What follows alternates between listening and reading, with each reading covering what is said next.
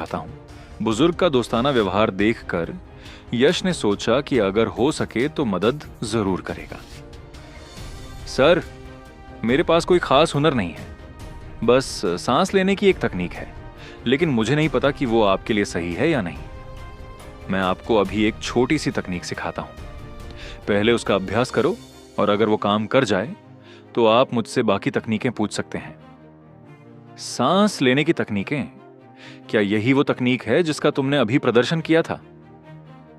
बुजुर्ग यश के सांस लेने के व्यायामों को देख रहे थे और स्वाभाविक रूप से जानते थे कि यश की तकनीकों में गहरे रहस्य छिपे हैं। नौजवान, तुम्हारी यह निस्वार्थता सराहनीय है। कृपया मेरा प्रणाम स्वीकार करें। वृद्ध व्यक्ति ने हल्के से हाथ जोड़कर यश को नमस्ते किया। बुजुर्ग, ऐसा न करें, आप एक बुजुर्ग हैं। कला की दुनिया में योग्य लोग ही शिक्षक होते हैं, यही शिष्टाचार है। यश उन्हें और मना नहीं कर सका, इसीलिए उसने बस मान लिया। फिर उसने सांस लेने की तकनीक में कुछ बदलाव किया और वृद्ध व्यक्ति को उसे समझाया। सर, जैसा कि मैंने पहले कहा, मुझसे तभी संपर्क करें जब यह उपयोगी हो। यह सांस लेने की तकनीक आपकी पुरानी बीमारी को ठीक न कर पाए, लेकिन यह आपके स्वास्थ्य में जरूर सुधार करेगी। धन्यवाद बेटा। क्या मैं तुम्हारा नाम जान सकता हूं और मैं तुमसे कैसे संपर्क कर सकता हूं? मेरा नाम यश मल्होत्रा है। कृपया मेरा फोन नंबर लिख लें। ठीक है, तो मैं तुम्हें यश बुलाता हूं। आप मुझे कदम साहब कह सकते हैं। मुझे अपना फोन नंबर बताओ। बूढ़े ने आवाज लगाई। शेखर, जरा इधर आइए। एक अधेड़ उम्र का आदमी जो दूर इंतजार कर रहा था तुरंत पास आ गया। यश ने इस आदमी को बहुत पहले ही देख लिया था। वह हमेशा सुबह अभ्यास करते समय बूढ़े आदमी के पास ही रहता था, या तो नौकर या फिर बॉडीगार्ड के तौर पर। शेखर ने यश का फोन नंबर नोट कर लिया।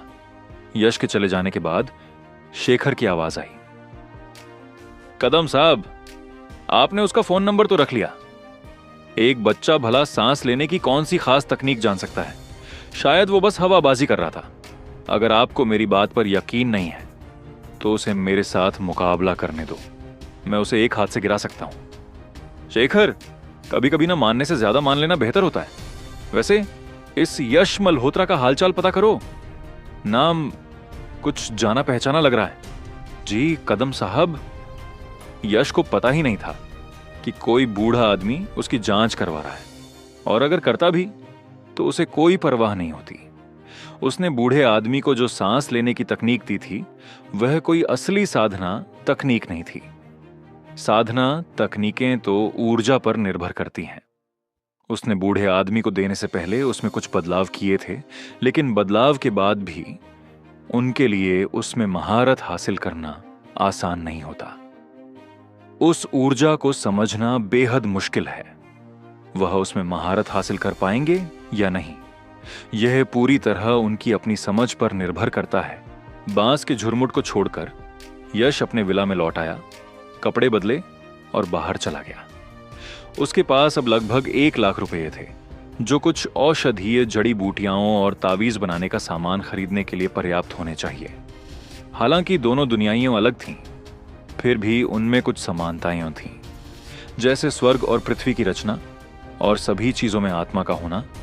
बस पृथ्वी पर यह आत्मा, ऊर्जा बहुत कमजोर थी, लेकिन यह निम्न स्तर के तावीज बनाने के लिए पर्याप्त होनी चाहिए। सामग्री खरीदने में यश को पूरा दिन लग गया, जिसकी कीमत 90,000 रुपए से ज्यादा थी, और उसके पास केवल 10,000 रुपए ही बचे। कुछ औषधीय जड़ी बूटियां वाकई सस्ती नहीं थीं। अगले कई दिनों तक यश ने खुद को अपने कमरे में बंद कर लिया। वह न घर से बाहर निकला और न ही स्कूल गया। यश के एकांतवास के 5वें दिन वीर चावला पट्टियों के साथ लौटा और गुंडों के एक बड़े समूह को लेकर यश को हर जगह तलाशने लगा, लेकिन यश मानो गायब हो गया था। कई क्लासमेट्स ने सोचा कि यश वीर चावला से डर गया था और उसने खुद को छिपा लिया था, या शायद वह इतना डर गया था कि उसने स्कूल ही छोड़ दिया था। वीर के मामले के अलावा एपेक्स यूनिवर्सिटी में एक और बात थी जिसने लड़के लड़कियों को उत्साहित किया। एक और देवी, खूबसूरत लड़की यूनिवर्सिटी में ट्रांसफर होकर आ गई थी। एक चंचल चेहरा और खूबसूरत फिगर के साथ वह चुलबुली और प्यारी थी। अबे, अब उस यश की बात छोड़ो। मैंने सुना है कि इकोनॉमिक्स डिपार्टमेंट की क्लास 3 में एक और देवी आ गई है। उसकी छोटी है और वह बहुत क्यूट कपड़े पहनती है। यार, मैं तो सच में उससे दोस्ती करना चाहता हूं। सारी खूबसूरत लड़कियां दूसरे विभागों में क्यों जाती हैं? हमारा इंजीनियरिंग डिपार्टमेंट इतना सूखा क्यों है? लेकिन क्या यह अफवाह सच है? क्या वह सचमुच इतनी सुंदर है? आईपेक्स यूनिवर्सिटी की टॉप 10 सुंदरियों से उसकी तुलना कैसी है? उसे टॉप 10 में तो होना ही चाहिए। बेशक मीरा खन्ना जैसी सुंदरियों की तुलना में वह अभी भी थोड़ी कम है। मीरा खन्ना तो मेरे सपनों की देवी है। सपनों की देवी? मुझे लगता है कि वह मेरे सपनों की रानी है। कैंपस में कई लड़के उस नई ट्रांसफर होकर आई लड़की के बारे में बात कर रहे थे। अचानक एक छात्र चिल्लाया, देखो, क्या वह वीर चावला नहीं है? सामने एक लड़का जिसके शरीर पर पट्टियां बंधी थीं, एक पत्थर की बेंच पर बैठा था। उसकी आंखें उदास थीं और वह मन ही मन कोस रहा था। यह व्यक्ति वीर चावला था। वीर बेहद नाराज था। कुछ दिन पहले यश ने उसकी पसलियां तोड़ दी थीं, जिसके कारण उसे 3 दिन अस्पताल में रहना पड़ा था। छुट्टी मिलते ही वह अपने बड़े भाई बल्ली भाई को ढूंढने निकल पड़ा। बल्ली भाई जो बहुत वफादार था, हालांकि वह खुद नहीं आया। उसने बदला लेने के लिए 5 आदमियों का इंतजाम किया। हालांकि वे 5 ही थे, लेकिन वे कोई साधारण गुंडे नहीं थे। वे लंबे चौड़े, हट्टे कट्टे और बल्ली भाई के खास गुर्गे थे। 5 हट्टे कट्टे बॉडीगार्ड जैसे आदमियों के साथ वीर चावला एक रौबदार अंदाज में कैंपस में घूम रहा था। उसके चेहरे पर अहंकार झलक रहा था। वह ऐसे चल रहा था मानो पूरा रास्ता उसका अपना हो।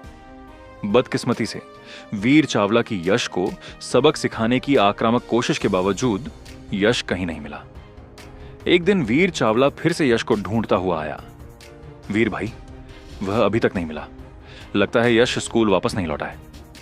वीर के 2 गुर्गे बगल से दौड़ते हुए आए। क्या वो सच में डरकर स्कूल से भाग गया? वीर ने गुस्से से दांत पीस लिए। अपनी ताकत का कोई रास्ता न होने का यह एहसास बेहद निराशाजनक था। वो यश को सबक सिखाना चाहता था। उसे यह बताना चाहता था कि इस कैंपस में वो वीर चावला कमजोर नहीं बल्कि शिकारी है। वीर भाई देखो, वो चश्मिश। एक गुर्गे ने अचानक एक दुबले पतले क्लासमेट की तरफ उंगली उठाई। ये व्यक्ति रोहन था। यश को अपने डिप्लोमा की ज्यादा परवाह नहीं थी, लेकिन एक गरीब ग्रामीण परिवार से आने वाले रोहन जैसे लड़के के लिए आईपेक्स यूनिवर्सिटी से डिप्लोमा उसकी जिंदगी बदलने की कुंजी था। यश आराम कर सकता था, लेकिन रोहन नहीं। वो अपने पूरे परिवार के सपने और उम्मीदें लेकर चल रहा था। इसीलिए हालांकि वह हमेशा बेचैन रहता था, इस चिंता में कि वीर उसे परेशान करेगा, फिर भी उसे हर दिन इस कैंपस में आना जाना पड़ता था। रोहन को देखते ही वीर चावला की आंखें चमक उठी। आखिरकार उसके गुस्से को एक रास्ता मिल गया। उसे यश नहीं मिल रहा था, इसीलिए उसने सोचा कि वह इस चश्मिश पर अपना गुस्सा निकाल सकता है। वीर चावला ने गला साफ किया, मुस्कुराया और फिर अचानक फुसफुसाया, ओए चश्मिश। यह सुनकर रोहन, जो अब तक अपने ख्यालों में खोया था, अचानक चौंक गया। वह उस आवाज को भूल नहीं पाया था। पलटकर उसने देखा कि वीर चावला पत्थर की बेंच पर बैठा है। एक पल के लिए उसका दिमाग सुन्न हो गया। डर, बेचैनी और कई दूसरी भावनाएं उसके अंदर उमड़ पड़ी। उसके हाथ घबराहट से कांप रहे थे। समझ नहीं आ रहा था कि क्या करे। चाओ, वीर भाई, तुमने मुझे बुलाया था?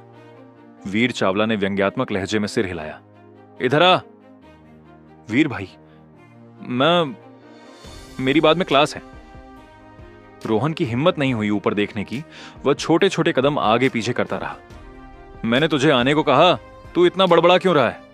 क्या मुझे तुझे खुद बुलाने के लिए किसी को भेजना होगा? वीर बेंच पर बैठ गया, बिल्कुल किसी बॉस की तरह।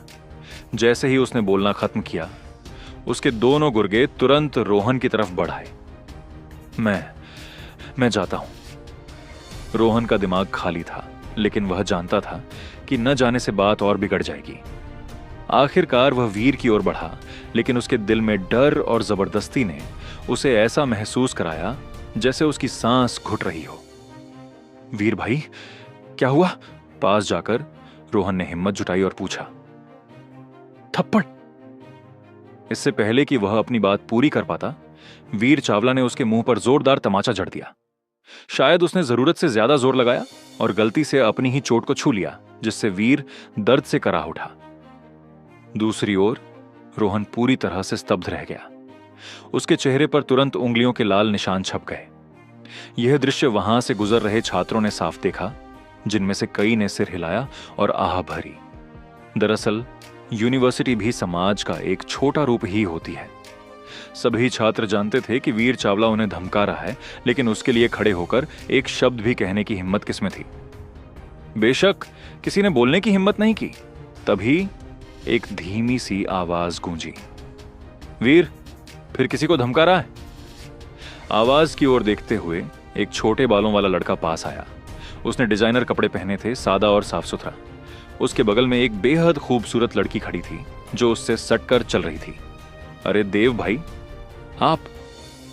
उस लड़के को देखते ही वीर चावला के चेहरे पर तुरंत एक चापलूसी भरी मुस्कान आ गई। वह खुद उठकर देव भाई को सिगरेट देने लगा। नहीं नहीं देव भाई, बस इस लड़के से थोड़ा पुराना हिसाब था। भीड़ में फुसफुसाहट शुरू हो गई। यह तो देव खुराना है, एविएशन मिनिस्ट्री के डायरेक्टर का बेटा। क्या उसके बगल वाली लड़की हमारे इलेक्ट्रॉनिक्स डिपार्टमेंट की क्वीन नहीं है? वे कब एक साथ आ गए? किस्मत देखो, देव खुराना ने कुछ समय पहले ही जापानी डिपार्टमेंट की उस हसीना से नाता तोड़ा है और अब वह हमारे डिपार्टमेंट की क्वीन के साथ है। होगा ही, उसके पिता ऊंची पहुंच वाले हैं। वो अभी डायरेक्टर हैं और मैंने सुना है कि वह जल्द ही मिनिस्टर बनने वाले हैं। अंडरवर्ल्ड हो या कानूनी दुनिया, देव खुराना से पंगा लेने की हिम्मत कौन कर सकता है?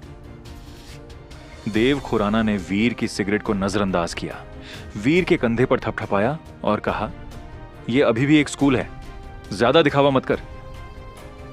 हां देव भाई, आप बिल्कुल सही कह रहे हैं। देव खुराना ने ज्यादा कुछ नहीं कहा। उसने वीर से सिर्फ अपनी हैसियत दिखाने के लिए बात की थी। वीर का उसके सामने झुकना और चापलूसी करना ही असली ताकत का प्रतीक था। चलो, आज रात मैं तुम्हें ग्रैंड होटल ले चलूंगा। देव ने उस खूबसूरत लड़की का हाथ थामा और वे प्यार से वहां से चले गए। आसपास के छात्र आहें भरते रहे। एक और कली गलत हाथों में चली गई। इस दुनिया में सच्चा प्यार नहीं होता। देव खुराना के जाने के बाद वीर चावला का चेहरा फिर से गंभीर हो गया। उसने रोहन की ओर देखा और ठंडे स्वर में कहा, क्या तुम जानते हो कि यश मल्होत्रा कहां है? क्या तुम उसके संपर्क में हो? रोहन ने डरते हुए सिर हिलाया। नहीं। सच में नहीं या सिर्फ दिखावा कर रहा है? सच में नहीं। यश इन दिनों क्लास में नहीं आया भाई। अरे वो सचमुच छिप रहा है। वीर को यकीन हो गया कि यश डर के मारे स्कूल नहीं आ रहा था। वीर भाई, अगर और कुछ नहीं है तो मैं क्लास में जा रहा हूं। रोहन ने वीर की प्रतिक्रिया देखते हुए पीछे हटने की कोशिश करते हुए कहा, रुको, किसने कहा कि तुम जा सकते हो? भाई, क्या और कुछ है? रोहन कांप उठा।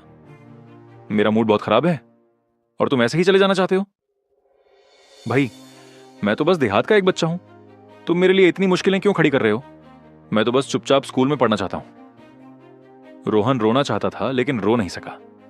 अगर वह इतने लोगों के सामने रोया तो लोग उसे और नीची नजरों से देखेंगे। यही उसकी आखिरी बची हुई इज्जत थी। जाना चाहते हो? जरूर। वीर मुस्कुराया, फिर अपनी टांगें फैला दी। मेरी टांगों के बीच से रेंग कर निकल जाओ और मैं तुम्हें जाने दूंगा और अब तुम्हें परेशान नहीं करूंगा। कैसा रहेगा? यह रोहन पूरी तरह से स्तब्ध रह गया। एक आदमी के घुटने सोने के बराबर होते हैं और अब वीर ने न सिर्फ उसे घुटने टेकने पर बल्कि उसे अपनी टांगों के बीच रेंगने पर भी मजबूर कर दिया था। लेकिन एक शांतिपूर्ण भविष्य के लिए क्या उसे रेंगना चाहिए? क्या इसे ही एक सच्चा मर्द कहते हैं जो झुक सकता है? लेकिन उसे इतना बुरा क्यों लग रहा था? इतना बुरा कि वह रोना चाहता था पर रो नहीं पा रहा था। बस, तुम इंसान भी हो, तुम घटिया हो, कलंक हो, समाज का कूड़ा हो। जैसे ही रोहन अंदर ही अंदर संघर्ष कर रहा था, बगल से एक ठंडी चीख आई। ये चीख एक जवान लड़की की थी, जिसकी छोटा और नाजुक चेहरा था, एक बच्ची जैसा। लेकिन अब वह प्यारा चेहरा गुस्से से भर गया था। सबसे ज्यादा आकर्षक बात यह थी कि उसका चेहरा तो प्यारा था ही, साथ ही उसका फिगर भी सुडौल था, एक असली हीरा। वीर एक पल के लिए स्तब्ध रह गया। आईपेक्स यूनिवर्सिटी में ऐसा हीरा कब आया? इस रूप रंग के साथ वह कैंपस की 10 सबसे खूबसूरत सुंदरियों में शामिल होने के काबिल थी। काफी देर बाद वीर आखिरकार बोला, सुंदरी, क्या तुम मेरे बारे में बात कर रही हो? बकवास, तुम्हारे अलावा यहां और कौन घटिया है? लड़की ने ठंडी सांस ली। और तुम? रोहन की तरफ मुड़कर, इस तरह के घटिया इंसान पर ध्यान मत दो, चलो चलते हैं, इससे डरो मत। लड़की ने वीर को पूरी तरह से नजरअंदाज कर दिया, रोहन का हाथ पकड़ लिया और उसे दूर खींचने की कोशिश करने लगी। ओए चश्मिश, अगर तुम आज इसके साथ गए तो बाद में और भी मुसीबत में पड़ जाओगे। वीर की मजाकिया आवाज गूंजी और रोहन का आगे बढ़ना तुरंत रुक गया। लड़की चाहे जितना भी खींचे, वह उसे हिला नहीं पाई। तुम इतने कायर कैसे हो सकते हो? तुम उससे किस बात से डर रहे हो? वो तो बस एक गुंडा है ना? डरो मत, मैं तुम्हारा साथ दूंगी। लड़की ने रोहन को देखा, वह कुछ झुंझला गई थी। आसपास के लोग फुसफुसाने लगे, ये कौन सी हसीना है? ये वीर से बिल्कुल नहीं डरती, ये तो सच में मेरी देवी है। तुम उसे नहीं जानते, ये तो इकोनॉमिक्स डिपार्टमेंट की 3री क्लास की नई देवी है, अनिका पारेख। वीर ने लड़की की बातों पर व्यंग्य किया। सुंदरी, तुम उसके लिए खड़ी हो रही हो? मेरी गर्लफ्रेंड बन जाओगी? इस स्कूल में मैं वीर चावला तुम्हें नई ऊंचाइयों पर ले जाऊंगा। नई ऊंचाइयों पर ले जाओगे? कौन तुम्हारे साथ जाना चाहता है? अपना चेहरा तो देखो, कितना घिनौना है। तुम मुझे, वीर चावला को, कोई इज्जत नहीं दे रही हो? वीर लड़की के मजाक से अपमानित महसूस कर रहा था। मैं तुम्हें इज्जत क्यों दूं? तुम खुद को क्या समझते हो? अनिका ने ठंडी सांस ली, उसकी नजरें तिरस्कार भरी थीं। तुम में बहुत हिम्मत है, ये मत सोचना कि मैं तुम पर हाथ नहीं उठाऊंगा क्योंकि तुम एक औरत हो। जाओ, इस औरत को पकड़ो। वीर ने अपने दोनों गुर्गों को आदेश दिया। हाँ वीर भाई। दोनों गुर्गे तुरंत आगे बढ़े और कदम दर कदम लड़की के पास पहुंचे। तुम क्या कर रहे हो? अनिका आखिरकार घबरा गई। हालांकि वीर के दोनों गुर्गे पेशेवर गुंडे नहीं थे, फिर भी वे 2 बड़े आदमी थे और एक लड़की को संभालने के लिए काफी थे। ओह, अब डर लग रहा है? मैंने तुमसे कहा था कि मैं तुम्हें आसमान में ले जाऊंगा, खासकर बिस्तर में, मैं तुम्हें उड़ाऊंगा। वीर ने अपनी आंखों में एक गंदी नजर के साथ कहा। ज्यादा पास मत आना, ये एक स्कूल है, अगर तुम ज्यादा पास आए तो मैं मदद के लिए पुकारूंगी। मदद के लिए पुकारोगी? हाँ सुंदरी, क्या तुम मजाक कर रही हो? लगता है तुम सच में नहीं जानती कि मैं वीर चावला कौन हूं। इस स्कूल में कुछ लोग ऐसे जरूर हैं जिन्हें मैं धमकाने की हिम्मत नहीं करूंगा, लेकिन बदकिस्मती से तुम मेरी लिस्ट में नहीं हो। तुम्हें कैसे पता कि मैं सूची में नहीं हूं? और पास मत आना। दोनों गुर्गे लड़की के पास पहुंच चुके थे। उसने अपने हाथ उठाए, उन्हें बेतहाशा आगे की ओर लहराते हुए, पीछे हटते हुए विरोध किया। उसका पहले जैसा संयम पूरी तरह से खत्म हो गया था। मेरी देवी! आसपास के कई लड़कों ने अपनी मुट्ठियां भींच लीं, लेकिन किसी ने भी मदद के लिए आगे बढ़ने की हिम्मत नहीं की। अचानक एक चीख निकली। अनिका अपने ही पैर पर ठोकर खाकर गिर गई थी। वह असहाय होकर बस देखती रही जब दोनों आदमी उसके पास आए। सुंदरी, हमारे वीर भाई के पास आओ। दोनों गुर्गों ने अपने बड़े हाथ फैलाए, लड़की को दबोचने की कोशिश की। अनिका ने डर के मारे अपनी आंखें भी बंद कर लीं, लेकिन उनके हाथ उस पर पड़ने के बजाय उसके सामने से 2 जोरदार चीखें आईं। मेरा हाथ! बहुत दर्द हो रहा है, मेरा हाथ टूट गया। क्या हो रहा है? अनिका ने उलझन में आंखें खोली तो देखा कि उसके सामने एक परछाई सी खड़ी है। हालांकि वह लड़का ज्यादा लंबा नहीं था, फिर भी सूरज की रोशनी में वह बहुत दमदार लग रहा था। उस लड़के ने वीर के एक गुर्गे का हाथ पकड़ा और उसे जोर से मरोड़ दिया। कटाक! एक तीखी दरार साफ सुनाई दी। गुर्गे का हाथ उखड़ गया था और पूरे कैंपस में उसकी दर्दनाक चीख गूंज उठी। दूसरा गुर्गा यह देखकर डर के मारे पीछे हट गया। यश! यश मल्होत्रा! अनिका को बचाने वाला कोई और नहीं बल्कि यश मल्होत्रा ही था। 5 दिन बीत चुके थे और उसकी शक्तिवर्धक गोली, साधना बढ़ाने वाली दवा सफलतापूर्वक तैयार हो चुकी थी। चूंकि उसका किराया जल्द ही खत्म होने वाला था, इसीलिए वह उस विला में हमेशा के लिए नहीं रह सकता था। उसने अपना सामान पैक किया और स्कूल लौटने और एक नया घर किराए पर लेने के लिए पैसे कमाने का इरादा किया। हालांकि वह अभी अभी कैंपस लौटा ही था कि उसने यह नजारा देखा। इस समय एक हाथ में सूटकेस लिए यश लापरवाही से अपने कपड़ों की धूल झाड़ रहा था, जैसे उसे कोई परवाह ही ना हो। उसके पीछे अनिका का दिल जोर से धड़क रहा था। कोई तो वाकई उसकी मदद के लिए आया था, लेकिन अजीब बात है, ये पीठ इतनी जानी पहचानी क्यों लग रही थी? उसे लगा जैसे उसने उसे पहले कहीं देखा हो। रुको, यश मल्होत्रा! अरे नहीं, क्या ये वही हो सकता है? जैसे ही अनिका सोच में डूबी, यश पलटा। उसका चेहरा साफ देखकर अनिका समझ नहीं पाई कि हंसे या रोए। यह तुम हो? यह लड़का कोई और नहीं बल्कि वही परेशान करने वाला आदमी था जो उसके विला में रहता था। यश ने अनिका की तरफ देखा और बेरुखी से कहा, क्या तुम मुझे थैंक यू नहीं कहोगी? कोई बात नहीं, मुझे तुम्हारे थैंक यू की जरूरत नहीं है, मैं तुम्हारी मदद नहीं कर रहा था। यह कहकर यश रोहन के पास गया। उसने रोहन के कंधे पर थपथपाया और कुछ नहीं बोला। फिर उसने वीर चावला की तरफ देखा। उसकी आंखें तलवारों की तरह ठंडी थीं। वीर चावला यश की नजरों से चौंक गया। भला किस तरह के अनुभव किसी को इतनी ठंडी नजर दे सकते हैं?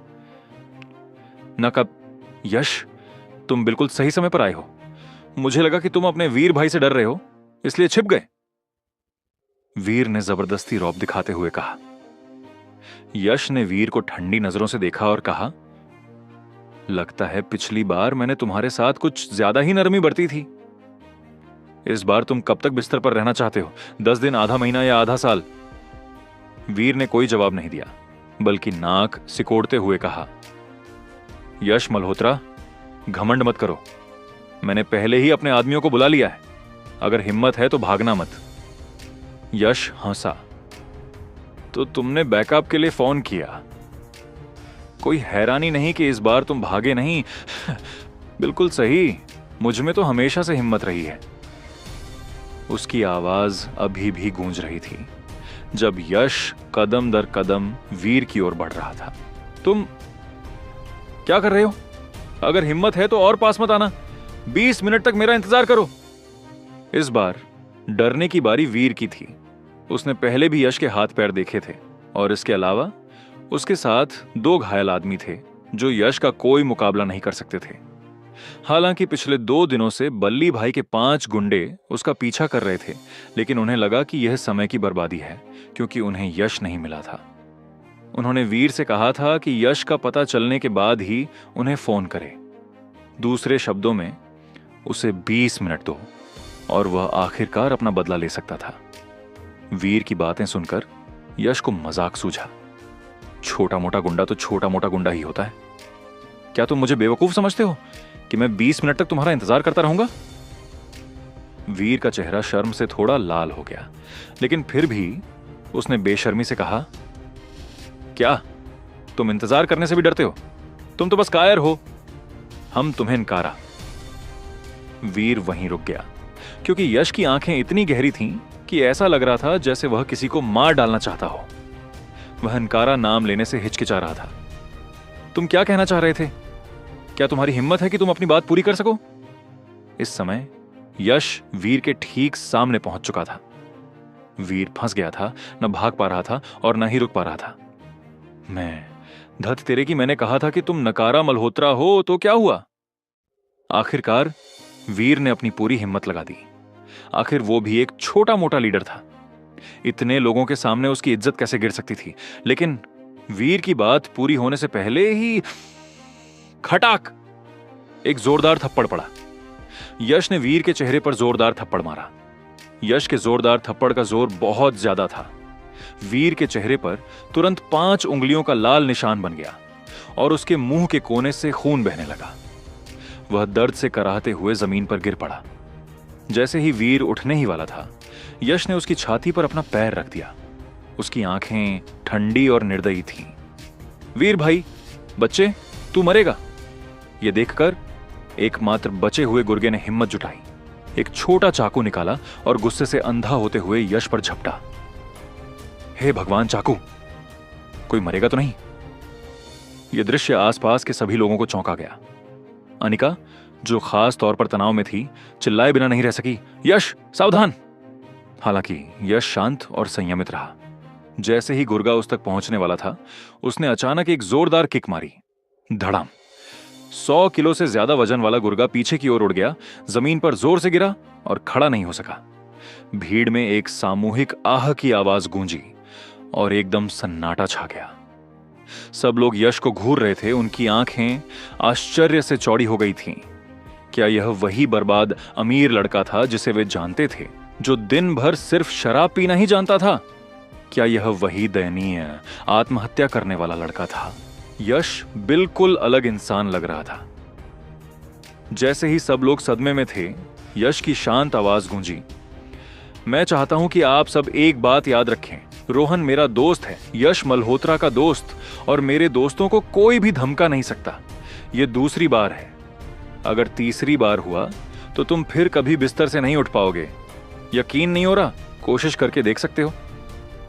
यह कहते हुए यश ने हल्के से अपना दाहिना पैर वीर की छाती पर दबाया और एक जोरदार कड़क की आवाज के साथ वीर की पसलियां, जो अभी अभी ठीक हुई थीं, फिर से टूट गईं, जिससे वह दर्द से जमीन पर तड़पने लगा।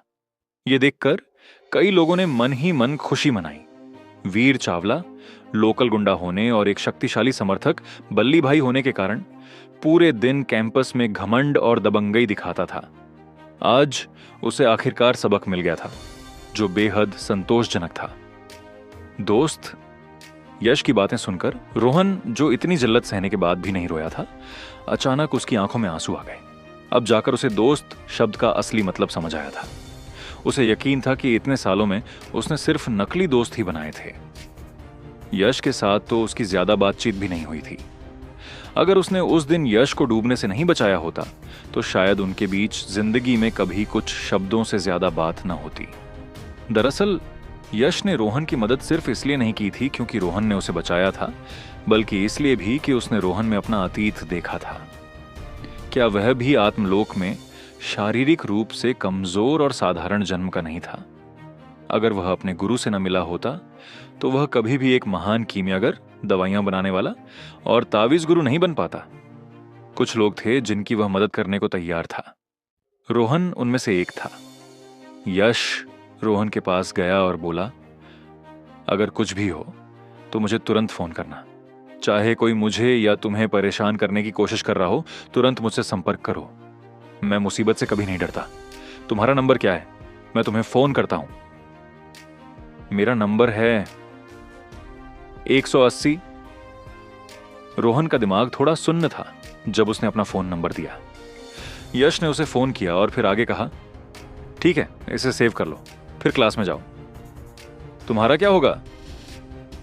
मैं नहीं जाऊंगा। मैं अपने हॉस्टल वापस जाऊंगा, सामान बांधूंगा और फिर रहने के लिए कोई नई जगह ढूंढूंगा। यश असल में कक्षाओं के लिए स्कूल नहीं जा रहा था।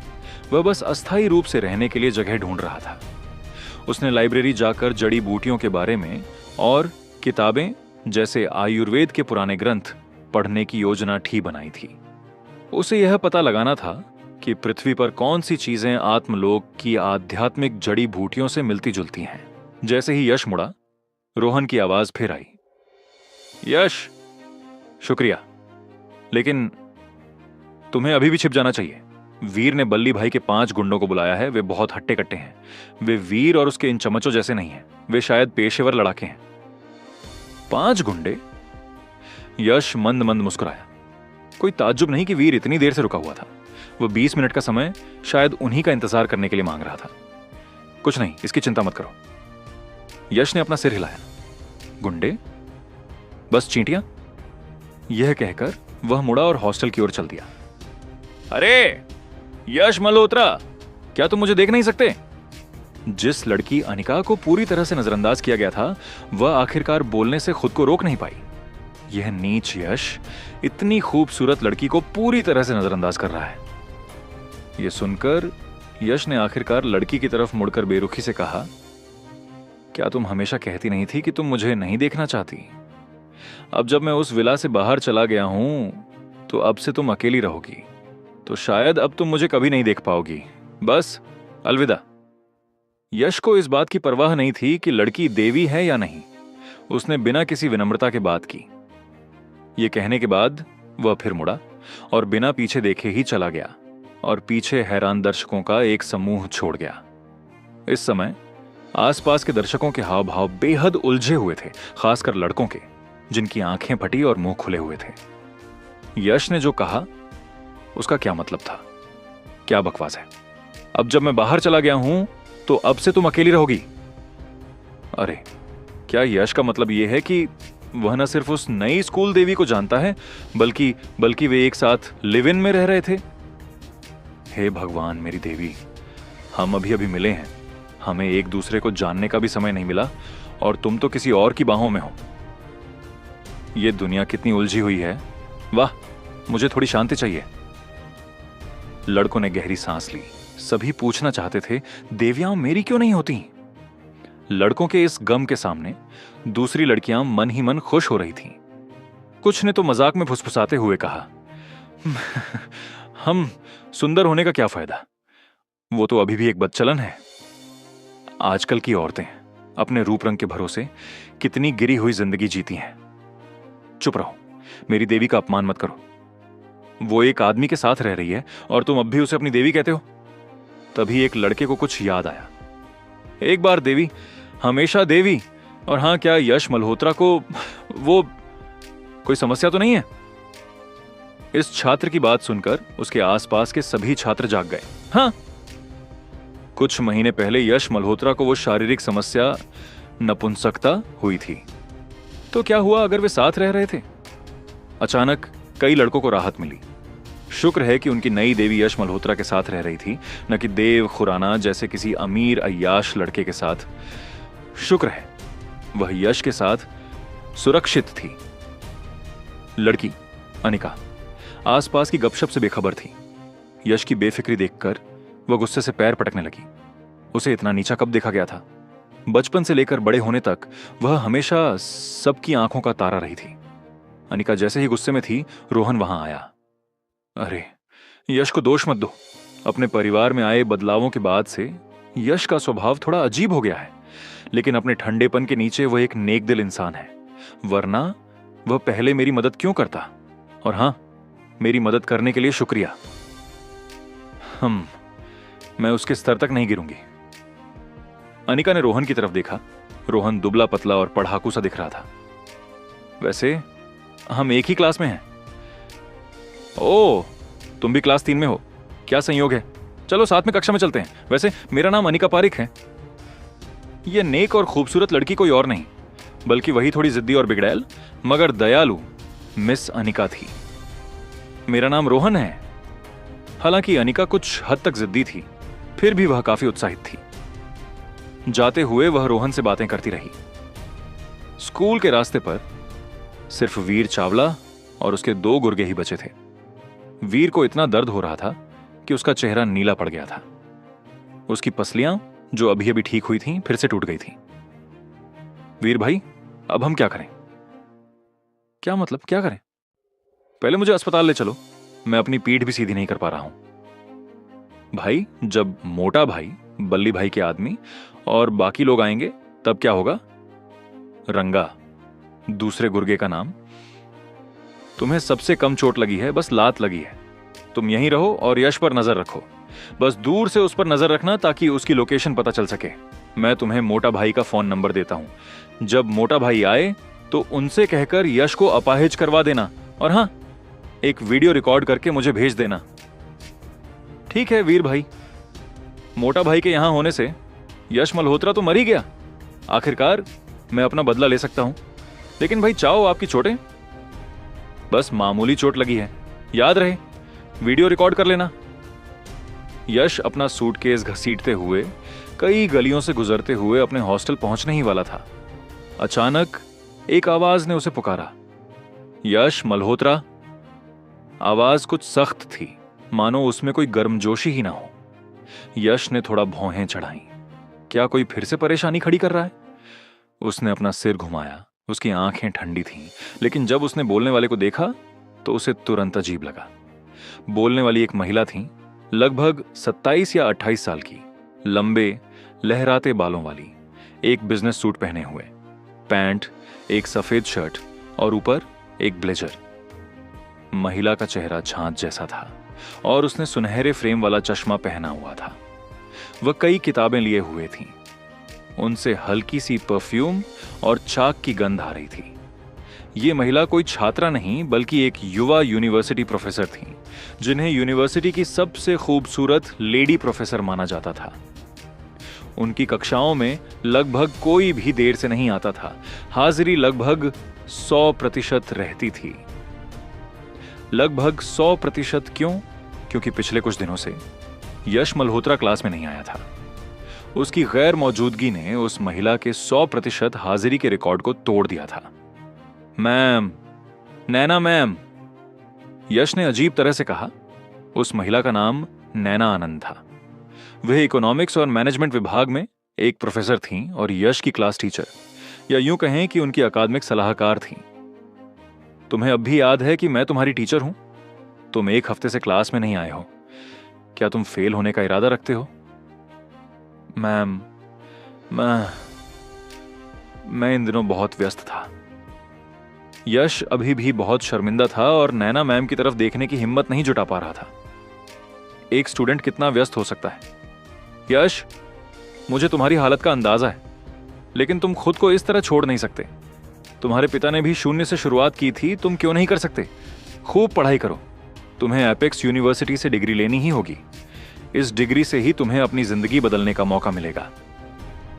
नैना मैम यश के पास गईं और उनके कंधे पर थपथपाया।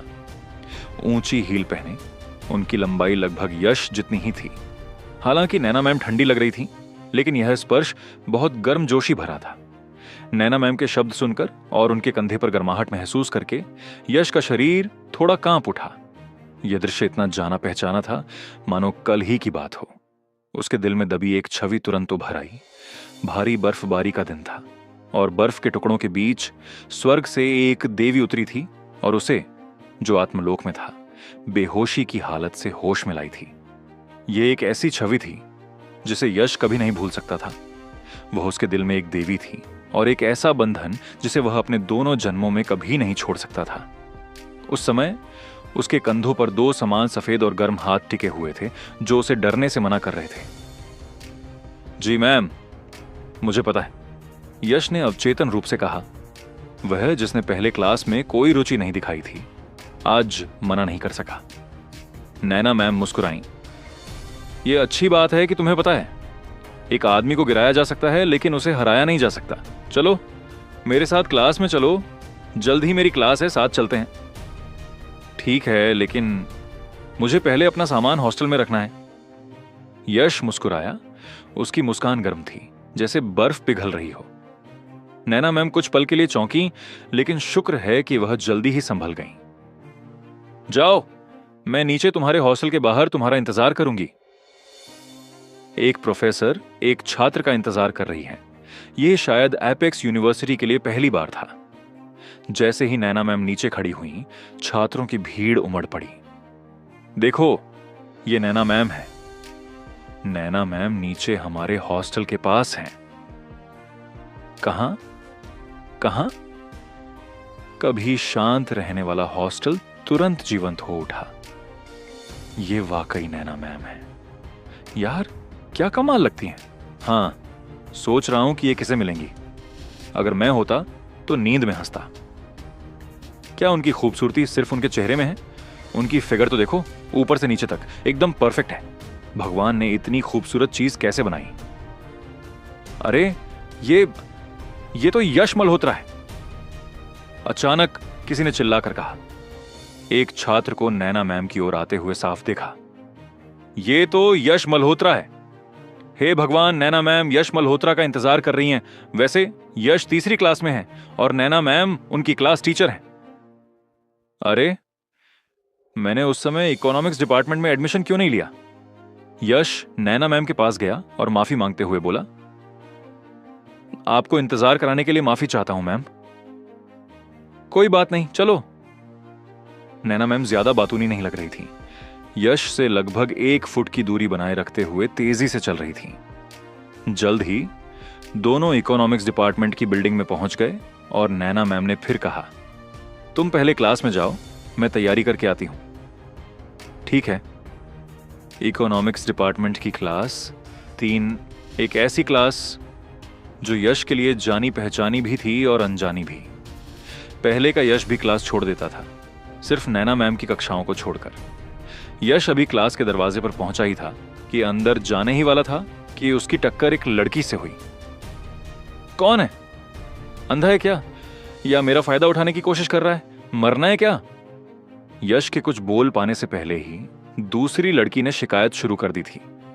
यश ने ऊपर देखा और सबसे पहली चीज जो उसने देखी वह थी एक बहुत ही खुला हुआ टॉप, जिसे ज्यादातर लोग पहनने की हिम्मत नहीं करते।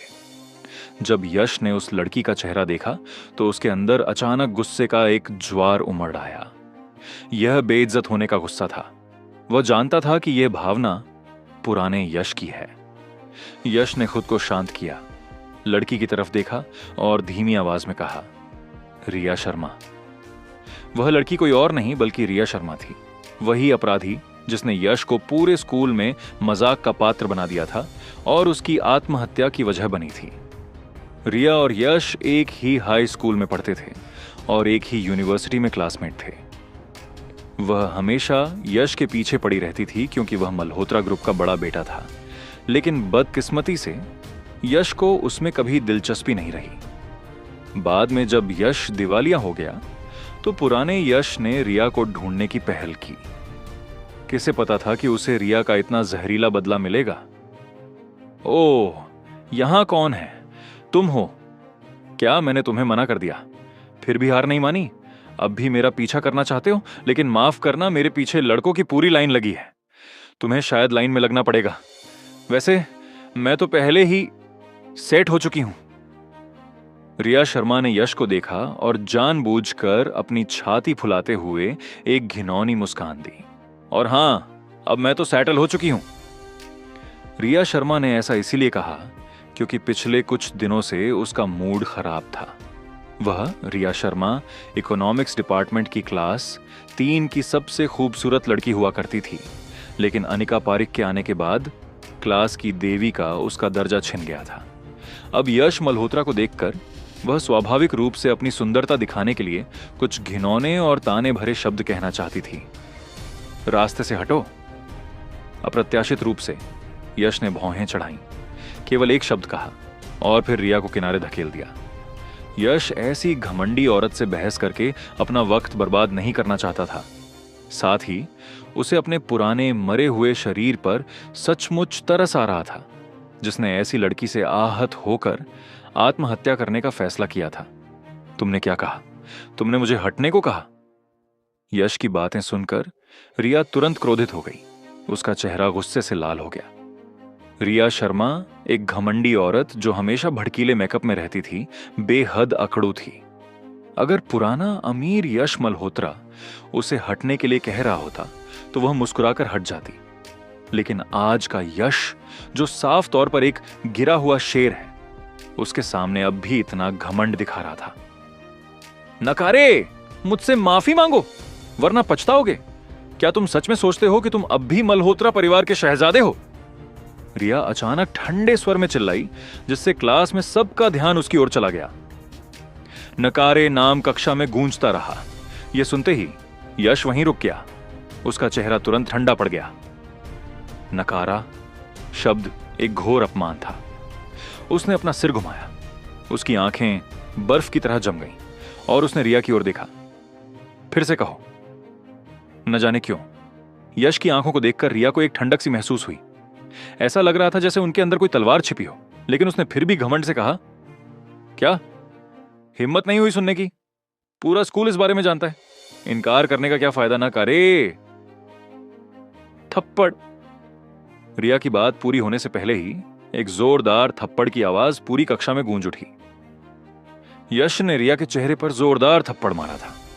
उसके मुंह के कोने से खून की धारा बहने लगी और उसके गोरे गाल पर 5 उंगलियों का लाल निशान छप गया।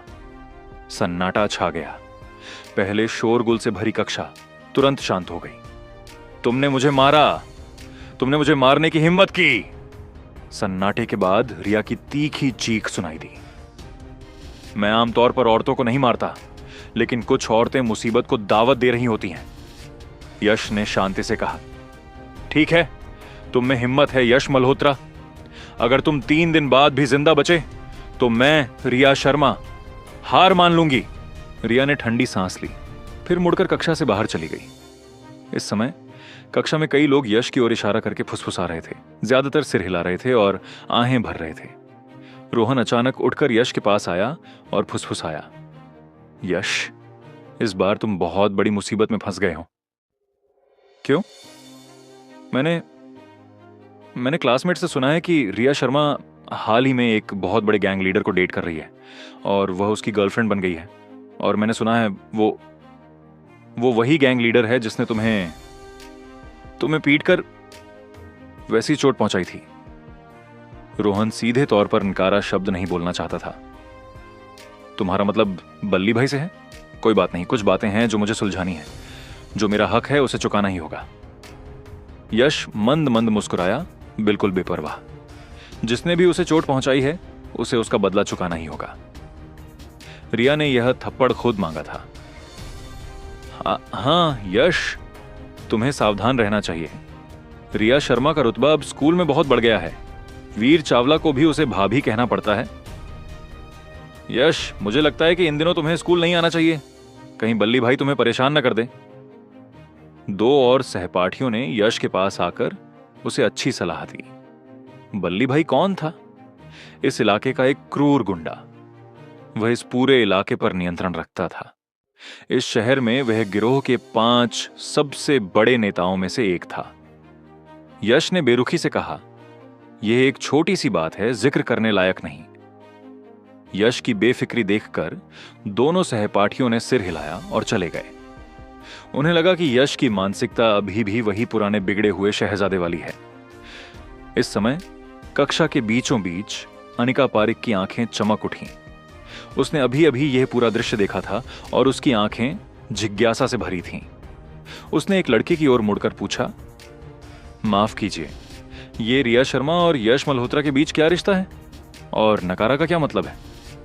अपनी देवी अनिका को खुद से बात करते देख उस लड़के की धड़कनें तेज हो गईं।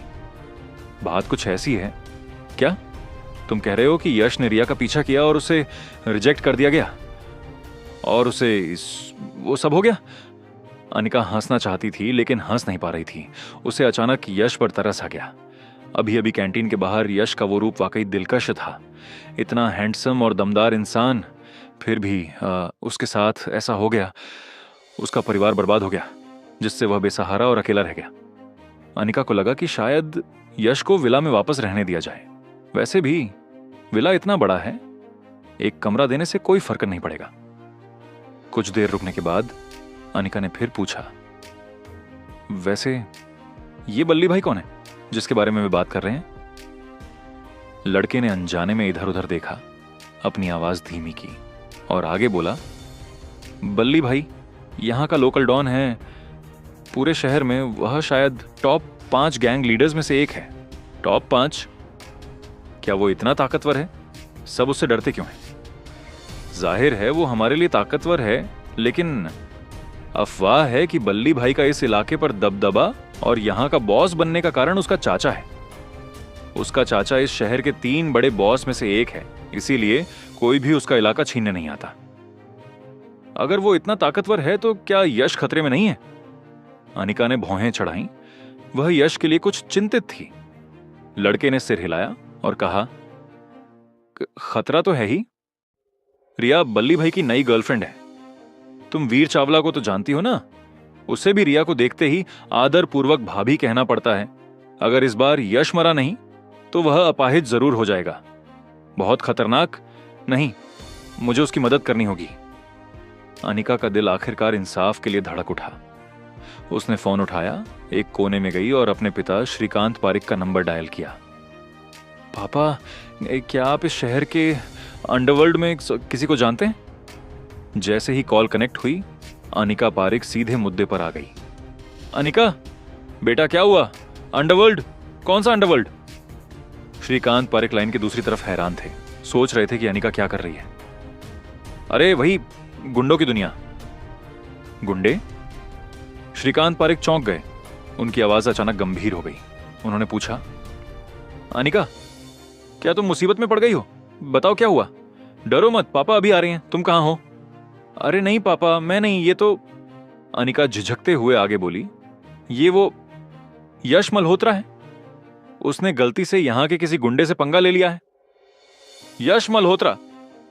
मुझे लगा कि तुम मुसीबत में हो। तुमने मुझे बुरी तरह डरा दिया। अच्छा हुआ कि तुम नहीं थी। बेटा, यह शहर सूरत नहीं है। पापा यहां किसी को नहीं जानते। तुम्हारा स्कूल में ट्रांसफर करवाने में ही मुझे बहुत मेहनत करनी पड़ी। तो फिर क्या करें? अनिका ने बेचैनी से पूछा।